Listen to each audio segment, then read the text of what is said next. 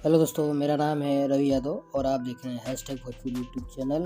हाल ही में एक भोजपुरी में सरल सलील अवार्ड शो हुआ था, जिसमें बहुत से कलाकारों को अवार्ड मिला है। जिसमें से हमारे एक ट्रेंडिंग स्टार खेसारी भी हैं, उनका भी एक सिनेमा आया था डोली सजा के रखना, जो कि भोजपुरी 2022 की सबसे बेस्ट मूवी।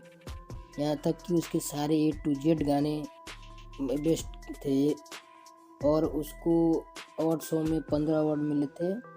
फिर भी मेरा एक सवाल ये था कि उसके इतने गाने सुपरहिट होने के बाद भी आपको ये जानकर हैरानी नहीं होगी कि एक चिरकुट पांडे नाम का सिंगर पैदा हुआ है भोजपुरी में हमारे नए, जिसको प्लेबैक सिंगिंग का अवार्ड दिया गया है।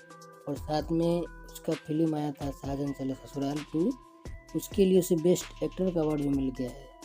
अब हमको ये समझ नहीं आता है कि भैया तुम्हारा गाना कौन सा चला है कि तुम प्लेबैक सिंगर के लिए टॉप आ गए। तो तुम्हारी मूवी कब आई थी ये साजन चले ससुराल, किसी को पता ही नहीं है। इसी के गुस्से को चलते SRK म्यूजिक ने पोस्ट डाला है कि ऐसे अवार्ड शो का क्या फ़ायदा जिसमें कंडीशन रख के आप अवार्ड दिए जाते हैं।